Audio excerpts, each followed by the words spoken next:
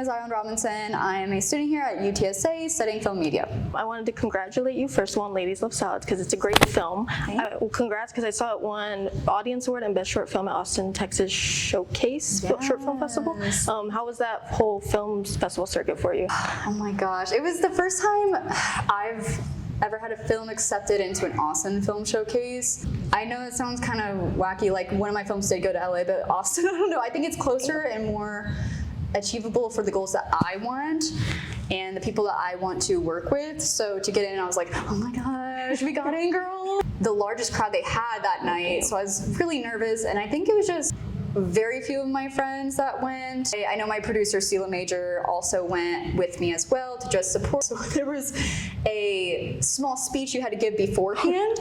I did not know that, and she let me know, and I was like, I just kind of talked about what it meant to me as a female director, how female friendships are really important in the mundane life. I was just happy to be there. I was like, yeah, let's go. And then they said my name. And if you see my reaction, I don't know if you saw the video, I was like, pardon? It was really surreal. And then the fact that we got invited back to do the finals, which was nominated for Best Directing, Best Cinematography, Best Screenplay, Best Texas Short Film, Best Student Short Film. Very good. I like how you brought up how you got into LA and like, no biggie. Like, you just went over that. Like, yeah, no, it's whatever. Texas is where it's at. Exactly. How did you get that title, Ladies Love Salads? My best friend, she's the first person to ever teach me what friendship was. Like, I never knew people could just give things without wanting something back in return, because that's what I was always giving and giving and giving. I just felt so isolated and alone. And then her name's Katie. She moved to Tennessee after high school, and I was like, you left me. But we would keep up our friendship, and I'm very, very grateful for that. And one day we went to HEB, and this guy had a little sample stand, and I was like, oh my God, we gotta get one. And she's like, I really don't want one. And I was like, come on, girl. Like, I want you to, okay, you get one, I'm not. And whenever the guy came up, he was like, oh, you ladies just love stylists, huh? You just love it. And she was like, that's untrue. We were having to do something with gender and sexuality in film. We had to make a film. I was like, I guess like small sexist moments like that where they aren't necessarily out of malice. It was just kind of this guy's default thinking, and I just thought that was really funny, and I was like, let's make this really goofy thing into a very cinematic piece. You juggled a lot of roles on this film: acting, directing, writing, editing. Did that change your approach in any way? Oh, yes. I used to always like have to act in my films and little YouTube videos, and so I thought it was just gonna be like easy peasy. And then whenever I was writing it, I was like, okay, well, we don't have enough time to find an actor or anything. And so Grace Hayden, she's a phenomenal actress. Like, I just felt the vibes of my best friend in her personality and everything. And I was like, well, she could play my best friend, and I'll just play myself. The hardest part was trying to balance behind the camera and framing, and I had to really trust my DP, Michael Smith, which he is phenomenal as well. He helped me with blocking, knowing what I wanted in my vision, and same thing with my producer, Sela. Like, they both knew exactly what I wanted, and so they were able to help me balance that on set. The hardest part was probably editing and trying to distance myself from the person on screen. I just really had to be like, that's a different person that I'm seeing, and I'm going to edit what's best for the film. Yeah.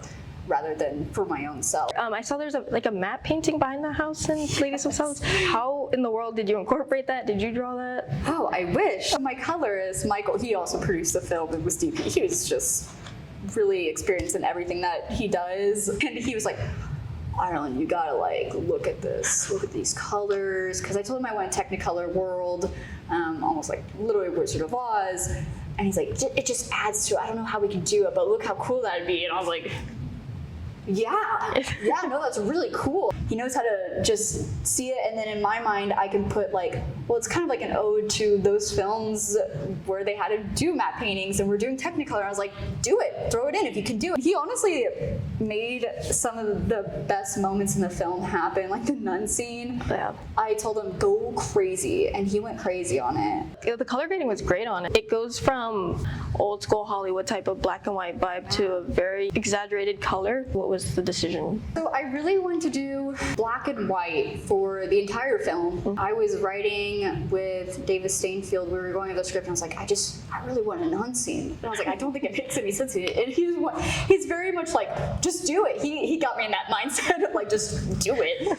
And I was like, okay, maybe I'll figure out how to do this. And I was like, what if it went color? And so that's why I was like, Michael, let's do it in Technicolor. Let's find the most colorful house. The colors, that was supposed to be it, like black and white color, and that's it. But then we had, Michael was showing me like, oh, what if this was in color? I was like, oh, okay. And then I was like, oh, what if we went sepia to also keep going with the Wizard of Oz thing? If it's enhancing the film, let's do it. Okay. Your experience, you've directed a lot. What qualities do you think make a strong director?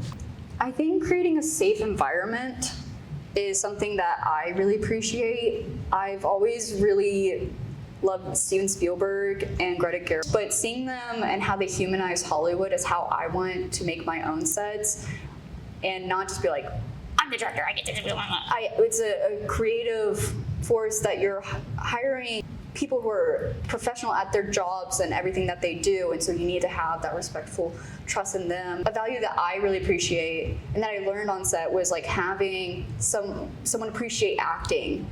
I think that's a very overlooked thing in student films right now. Even I've done that before. It's a vulnerable thing that they're doing, and if you're just like, can you cry more? Yeah. Can you be more happy? And so that's why I want to take classes more hands-on with acting, and so I would literally put myself in the acting classes, and I was like, I hate this. This is awful. So now I really know what it's like to have someone who's maybe not the best scene partner, maybe not the best director. It helps those blind spots in directing. I would like people to be respectful and kind. If you have people who are loyal and respectful to you, and you do the same for them, we're gonna get things moving faster and everything. I don't think it's necessary to be rude in any way, and to always listen to your instincts. I think instincts is like one thing that you can't really be taught in film school. I always approach my films in a spiritual way. I will take time to meditate on things. That's why my films come out a little bit longer than just spitting out films every semester or so, like every few weeks, because I want to think about it. I want to make sure that this feels right to me and that I'm doing justice to my vision and to everyone else's on set. It's become too normalized in Hollywood. If you're a jerk, like, it's just how it is in the industry. So I think we need more people like that who are like, we don't tolerate that. So you produced a lot from narratives to documentaries. How do you go about funding those? Because especially as students, we struggle with that.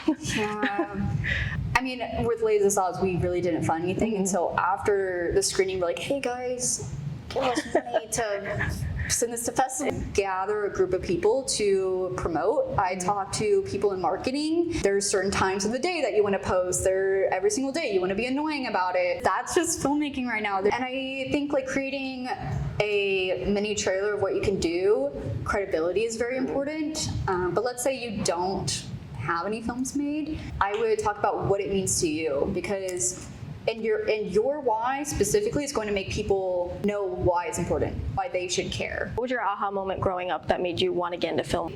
I've always been a very artsy person. I started just painting and then sketching, and then as I grew up, I was like, oh, theater. I started doing cello professionally, and I was like, maybe I want to be a composer, maybe I want to conduct an orchestra, but like those leadership and artist roles really drew me in. And my AV production teacher one day gave me an award for one of like the best film students, and I was really shocked because like typically I would get that for orchestra, and I realized how much I enjoyed filmmaking and that I'm putting all of this stuff into one thing that has like every art form. Yeah. You can draw, you can animate, you can do sound, you can compose, you can direct, and I realized I just really love telling stories. I can't help but make films or I'm going to lose it.